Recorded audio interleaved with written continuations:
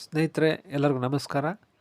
ಕರ್ನಾಟಕ ಆರೋಗ್ಯ ಸಂಜೀವಿನಿ ಯೋಜನೆಗೆ ಸಂಬಂಧಪಟ್ಟ ಹಾಗೆ ಮೊಬೈಲ್ನಲ್ಲಿ ಆ್ಯಂಡ್ರಾಯ್ಡ್ ಅಪ್ಲಿಕೇಶನನ್ನು ಉಪಯೋಗಿಸ್ಕೊಂಡು ಯಾವ ರೀತಿಯಾಗಿ ನಾವು ಡಿಪೆಂಡೆನ್ಸನ್ನು ಆ್ಯಡ್ ಮಾಡಿ ಡಿಕ್ಲರೇಷನ್ನ ಅಪ್ಲೋಡ್ ಮಾಡಿ ಸಬ್ಮಿಟ್ ಮಾಡ್ತಕ್ಕಂಥದ್ದು ಅನ್ನೋದನ್ನು ನೋಡೋಣ. ನೀವು ಲಾಗಿನ್ ಆದ ನಂತರ ನೀವು ಈ ರೀತಿಯಾದಂಥ ಒಂದು ಸ್ಕ್ರೀನನ್ನು ಗಮನಿಸ್ತೀರ. ಅದರಲ್ಲಿ ನಿಮಗೆ ಮೇಲ್ಭಾಗದಲ್ಲಿ ನಿಮ್ಮ ಹೆಸರು, KGD ನಂಬರು, ನೀವು ವರ್ಕ್ ಮಾಡ್ತಕ್ಕಂಥ ಪ್ಲೇಸೆಲ್ಲ ಬಂದಿರುತ್ತೆ. ಆ್ಯಡ್ ಡಿಪೆಂಡೆನ್ಸ್ ಕ್ಲಿಕ್ ಮಾಡಿದ ನಂತರ ನಮಗೆ ಈ ರೀತಿಯಾದಂಥ ವಿಂಡೋ ಬರುತ್ತೆ.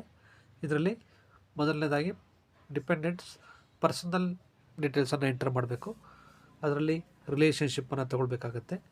ಆನಂತರ ನೇಮನ್ನು ಆಧಾರ್ ಕಾರ್ಡಲ್ಲಿ ಯಾವ ರೀತಿ ಇದೆಯಾ ಆ ಥರ ನೀವು ಟೈಪ್ ಮಾಡಬೇಕಾಗುತ್ತೆ.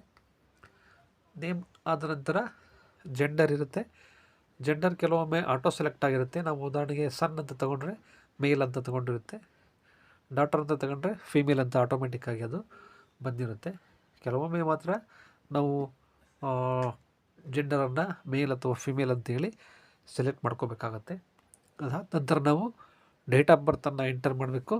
ಅದಕ್ಕಾಗಿ ನಾವು ಕ್ಲಿಕ್ ಮಾಡಿದಾಗ ನಮಗೆ ಆಧಾರ್ ಕಾರ್ಡಲ್ಲಿರುವಂಥ ಡೇಟ್ ಆಫ್ ಬರ್ತನ್ನೇ ನಾವು ಎಂಟರ್ ಮಾಡಬೇಕಾಗುತ್ತೆ. ಕ್ಯಾಲೆಂಡರ್ ಓಪನ್ ಆಗುತ್ತೆ. ನೀವು ಮೊದಲು ಜನ್ಮ ವರ್ಷವನ್ನು, ಅನಂತರ ತಿಂಗಳನ್ನು, ಅನಂತರ ದಿನಾಂಕವನ್ನು ಸೆಲೆಕ್ಟ್ ಮಾಡಿಕೊಂಡು ಓಕೆ ಅಂತೇಳಿ ಕ್ಲಿಕ್ ಮಾಡಿ ಡೇಟ್ ಆಫ್ ಬರ್ತಲ್ಲಿ ಇಶ್ಯೂ ಆಗುತ್ತೆ. ಒಂದು ಸಲ ಕನ್ಫರ್ಮ್ ಮಾಡ್ಕೊಳ್ಳಿ. ಅದಾದ ನಂತರ ನಾವು ಸ್ಟೇಟಸನ್ನು ಸೆಲೆಕ್ಟ್ ಮಾಡ್ಕೋಬೇಕು. ವರ್ಕಿಂಗ್ ಅಥವಾ ನಾಟ್ ವರ್ಕಿಂಗ್ ಪೆನ್ಷನರ್ ಅಂತ ಹೇಳಿ ಆಪ್ಷನ್ ಇರುತ್ತೆ. ನಿಮಗೆ ಸಂಬಂಧಪಟ್ಟಂಥದ್ದನ್ನು ಸೆಲೆಕ್ಟ್ ಮಾಡ್ಕೊಳ್ಳಿ. ಅದಾದ ನಂತರ ಮೆರಿಟಲ್ ಸ್ಟೇಟಸ್ ಇರುತ್ತೆ. ಡಿಪೆಂಡೆಂಟ್ದು ಅವರು ಮ್ಯಾರಿಡ್ ಅಥವಾ ಅನ್ಮ್ಯಾರಿಡ್ ಈ ಥರ ಇರುತ್ತೆ. ಅದರಲ್ಲಿ ನಿಮ್ಗೆ ಸಂಬಂಧಪಟ್ಟದ್ದನ್ನು ಆ ಡಿಪೆಂಡೆಂಟಿಗೆ ಸಂಬಂಧಪಟ್ಟದ್ದನ್ನು ಸೆಲೆಕ್ಟ್ ಮಾಡ್ಕೊಳ್ಳಿ. ಅದಾದ ನಂತರ ಡಿಪೆಂಡೆಂಟ್ಸ್ ಅಡ್ರೆಸ್ ಡೀಟೇಲ್ಸ್ ಬರುತ್ತೆ. ಡಿಪೆಂಡೆಂಟ್ಸ್ ಅಡ್ರೆಸ್ ಡೀಟೇಲ್ಸಲ್ಲಿ ಅಡ್ರೆಸ್ ಲೈನ್ 1 ಇರುತ್ತೆ. ಅದರಲ್ಲಿ ನೀವು ಬಿಲ್ಡಿಂಗ್ ನಂಬರು, ಮನೆ ನಂಬರು ಅಥವಾ ಏರಿಯಾದ ಐಡೆಂಟಿಫಿಕೇಷನ್ ಏನಿರುತ್ತೆ ಅದನ್ನು ಎಂಟರ್ ಮಾಡಿ. ಅನಂತರ ಅಡ್ರೆಸ್ ಲೈನ್ 2ನಲ್ಲಿ ನಿಮ್ಮ ಊರಿನ ಹೆಸರು, ಅಂಚೆ ವಿಳಾಸ ಏನಿರುತ್ತೆ ಅದನ್ನು ಕೂಡ ನೀವು ಎಂಟರ್ ಮಾಡ್ಬೋದು. ನಿಮಗೆ ಯಾವ ರೀತಿಯಾಗಿ ಅಡ್ರೆಸ್ ಇರುತ್ತೆ ಅದನ್ನು ಆ 2 ಲೈನ್ಗಳಲ್ಲಿ ಫಿಲಪ್ ಮಾಡಬೇಕಾಗುತ್ತೆ ಒಟ್ಟಾರೆ. ಅದಾದ ನಂತರ ನಾವು ಡಿಸ್ಟ್ರಿಕ್ಕನ್ನು ಸೆಲೆಕ್ಟ್ ಮಾಡ್ಕೋಬೇಕಾಗುತ್ತೆ. ಡಿಸ್ಟ್ರಿಕ್ಕಿಗೆ ನಮಗೆ ಕ್ಲಿಕ್ ಮಾಡಿದಾಗ ಅಲ್ಲಿ ನಮ್ಮ ರಾಜ್ಯದಲ್ಲಿರ್ತಕ್ಕಂಥ ಎಲ್ಲ ಜಿಲ್ಲೆಗಳ ಪಟ್ಟಿ ಶೋ ಆಗುತ್ತೆ. ಆ ಪಟ್ಟಿಯಲ್ಲಿ ನಿಮಗೆ ಸಂಬಂಧಪಟ್ಟಂತಹ ಜಿಲ್ಲೆಯನ್ನು ಸೆಲೆಕ್ಟ್ ಮಾಡ್ಕೊಳ್ಳಿ. ಜಿಲ್ಲೆಯನ್ನು ಸೆಲೆಕ್ಟ್ ಮಾಡ್ಕೊಂಡ ನಂತರ ನಮಗೆ ತಾಲೂಕುಗಳ ಪಟ್ಟಿ ಓಪನ್ ಆಗುತ್ತೆ. ಅದರಲ್ಲಿ ನಮಗೆ ಸಂಬಂಧಪಟ್ಟಂಥ ತಾಲೂಕನ್ನು ನಾವು ಸೆಲೆಕ್ಟ್ ಮಾಡ್ಕೋಬೇಕಾಗುತ್ತೆ. ತಾಲೂಕನ್ನು ಸೆಲೆಕ್ಟ್ ಮಾಡ್ಕೊಂಡ ನಂತರ ಸ್ಟೇಟ್ ಆಟೋಮೆಟಿಕ್ಕಾಗಿ ಕರ್ನಾಟಕ ಬಂದಿರುತ್ತೆ. ಯಾಕೆಂದರೆ ಇದು ಕರ್ನಾಟಕ ರಾಜ್ಯ ಸರ್ಕಾರಿ ನೌಕರಿಗೆ ಸಂಬಂಧಪಟ್ಟಂಥದ್ದು ಅಷ್ಟೇ. ಅದಾದಮೇಲೆ ನಿಮ್ಮ ಏರಿಯಾದ ಪಿನ್ ಕೋಡನ್ನು ನೀವು ಎಂಟರ್ ಮಾಡಬೇಕಾಗುತ್ತೆ. ಇವೆಲ್ಲ ಮ್ಯಾಂಡೇಟರಿ ಫೀಲ್ಡ್ಸ್ ಆಗಿರುತ್ತೆ. ಕಡ್ಡಾಯವಾಗಿ ಯಾವುದನ್ನು ಕೂಡ ಲೀವ್ ಮಾಡೋವಾಗಿಲ್ಲ, ಎಂಟರ್ ಮಾಡಲೇಬೇಕು. ಪೋಸ್ಟಲ್ ಇಂಡೆಕ್ಸ್ ನಂಬರನ್ನು, ಪಿನ್ ಕೋಡನ್ನು ನೀವು ನಿಮ್ಮ ಆಧಾರ್ ಕಾರ್ಡಲ್ಲಿ ಇರುತ್ತೆ ಅದನ್ನು ನೋಡಿಕೊಂಡು ಅಲ್ಲಿ ಎಂಟರ್ ಮಾಡಬೇಕಾಗುತ್ತೆ. ಅದಾದ ನಂತರ ಮೊಬೈಲ್ ನಂಬರ್ ಇದೆ. ಮೊಬೈಲ್ ನಂಬರು ಡಿಪೆಂಡೆಂಟ್ಸ್ದು ಇದ್ದರೆ ಆ್ಯಡ್ ಮಾಡ್ಬೋದು. ಇಲ್ಲ ಅಂದರೆ ಡಿಪೆಂಡೆಂಟ್ಸ್ ನಂಬರ್ ಇಲ್ಲ ಅಂದರೆ ನೌಕರರ ಮೊಬೈಲ್ ನಂಬರನ್ನೇ ಅಲ್ಲಿ ನಾವು ಆ್ಯಡ್ ಮಾಡ್ಬೋದು. ಅದಾದ ನಂತರ ಇಮೇಲ್ ಅಡ್ರೆಸ್ ಇದೆ. ಇಮೇಲ್ ಅಡ್ರೆಸ್ಸಲ್ಲೂ ಕೂಡ ಡಿಪೆಂಡೆಂಟ್ಸ್ ಇಮೇಲ್ ಅಡ್ರೆಸ್ ಇದ್ದರೆ ಅದನ್ನು ಎಂಟರ್ ಮಾಡ್ಬೋದು. ಇಲ್ಲಾಂದರೆ ನೌಕರರ ಇಮೇಲ್ ID ಏನಿರುತ್ತೆ ಅದನ್ನೇ ನಾವಲ್ಲಿ ಎಂಟರ್ ಮಾಡ್ಬೋದು. ಅದಾದ ನಂತರ whether dependent is physically or mentally challenged ಅಂತೇಳಿ ಕೇಳುತ್ತೆ. ಅಲ್ಲಿ ಎಸ್ ಮತ್ತು ನೋ ಅಂತಕ್ಕಂಥ ಆಯ್ಕೆಗಳಿರುತ್ತೆ. ಸಂಬಂಧಪಟ್ಟದ್ದನ್ನು ಡ್ರಾಪ್ಡೌನಿಂದ ನೀವು ಸೆಲೆಕ್ಟ್ ಮಾಡ್ಕೊಳ್ಳಿ. ಅದಾದ ನಂತರ ಅಪ್ಲೋಡ್ ಇಮೇಜ್ ಕೇಳುತ್ತೆ ಡಿಪೆಂಡೆಂಟ್ಸ್ದು. ಅಪ್ಲೋಡ್ ಇಮೇಜ್ ಮೇಲೆ ಕ್ಲಿಕ್ ಮಾಡಿ ನಿಮ್ಮ ಮೊಬೈಲ್ನಲ್ಲಿ ಈಗಾಗಲೇ ಸೇವ್ ಮಾಡಿಟ್ಕೊಂಡಂತಹ ಫೋಟೋ ಏನಿರುತ್ತೆ 50 KB ಒಳಗಡೆ ಇರ್ತಕ್ಕಂಥದ್ದು ಅದನ್ನು ಸೆಲೆಕ್ಟ್ ಮಾಡ್ಕೊಳ್ಳಿ. ಸೆಲೆಕ್ಟ್ ಮಾಡ್ಕೊಂಡ ನಂತರ ಅಪ್ಲೋಡ್ ಕೇಳುತ್ತೆ. ಅದಾದ ನಂತರ ಸಬ್ಮಿಟನ್ನು ನೀವು ಕೊಡಬೇಕಾಗುತ್ತೆ. ಸಬ್ಮಿಟ್ ಕೊಟ್ಟಾದಮೇಲೆ ನಿಮಗೆ ಸಕ್ಸಸ್ಫುಲಿ ಡಿಪೆಂಡೆಂಟ್ ಆ್ಯಡೆಡ್ ಅಂತೇಳಿ ಪಾಪಪ್ ಮೆನು ತೋರಿಸುತ್ತೆ. ಅದಾದ ನಂತರ ಮತ್ತೆ ಪುನಃ ನೀವು ಇನ್ನೂ ಉಳಿದಿರ್ತಕ್ಕಂಥ ಡಿಪೆಂಡೆಂಟ್ಸ್ಗಳನ್ನು ಆ್ಯಡ್ ಮಾಡಲಿಕ್ಕೆ ಸೇಮ್ ಅದೇ ಪ್ರೊಸೀಜರನ್ನು ಫಾಲೋ ಮಾಡಬೇಕಾಗುತ್ತೆ. ಆ ನೇಮನ್ನು ಮೊದಲು ರಿಲೇಷನ್ಶಿಪ್ಪನ್ನು ಸೆಲೆಕ್ಟ್ ಮಾಡ್ಕೋಬೇಕು. ರಿಲೇಷನ್ಶಿಪ್ ಆದ ನಂತರ ಅವರ ನೇಮನ್ನು ಎಂಟರ್ ಮಾಡಬೇಕಾಗುತ್ತೆ.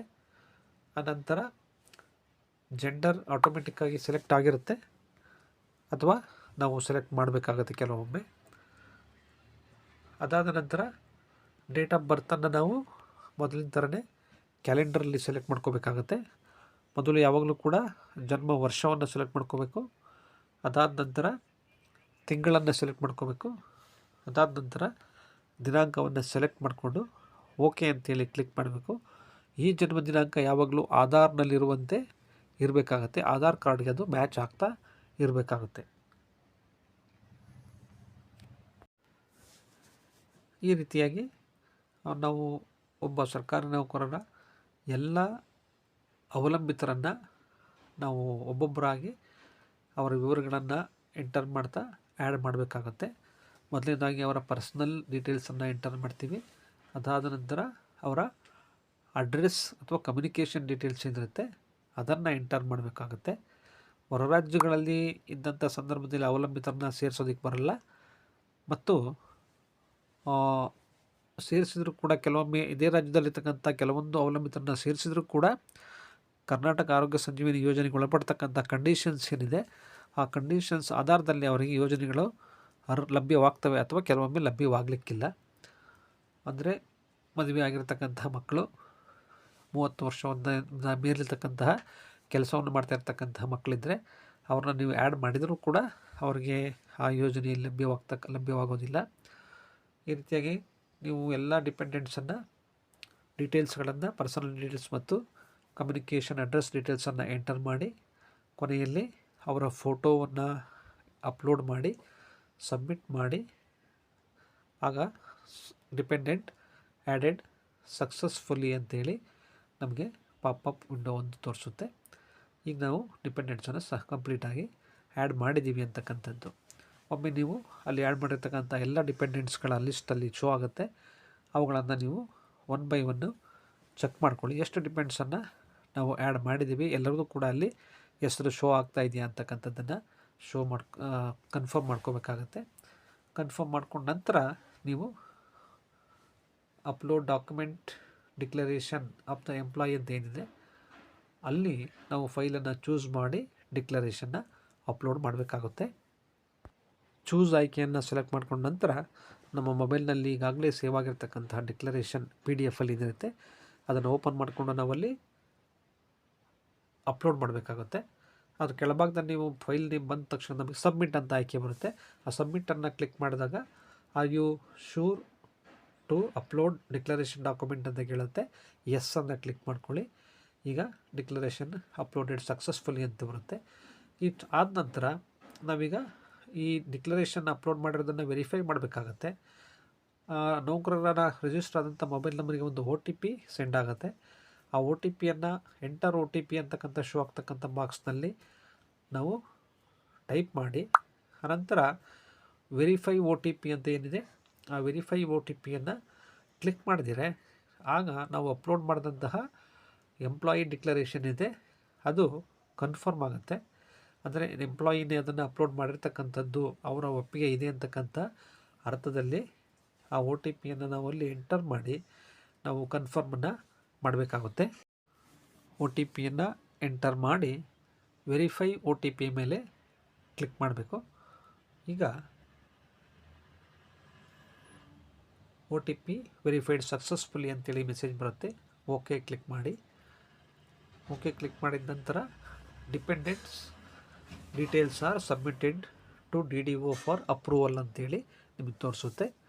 ಇದರರ್ಥ ನೀವು ಡಿಪೆಂಡೆಂಟ್ಸನ್ನು ಮತ್ತು ಡಿಕ್ಲರೇಷನ್ ಅಪ್ಲೋಡ್ ಮಾಡಿರ್ತಕ್ಕಂಥದ್ದು DDOಗೆ ಸಬ್ಮಿಟ್ ಆಗಿದೆ, ಅವರು ಅದನ್ನು ಅಪ್ರೂವ್ ಮಾಡ್ತಾರೆ. ಅಪ್ರೂವನ್ನು ಮಾಡೋಕ್ಕೆ ಮೊದಲು ನೀವು ಅವರಿಗೆ ಸಂಬಂಧಪಟ್ಟಂತಹ ಏನು ದಾಖಲಾತಿಗಳಿದೆ ಅವುಗಳ 2 ಸೆಟ್ಟನ್ನು ದ್ವಿಪ್ರತಿಯಲ್ಲಿ ನೀವು ಅವರಿಗೆ ಸಲ್ಲಿಸಬೇಕಾಗತ್ತೆ.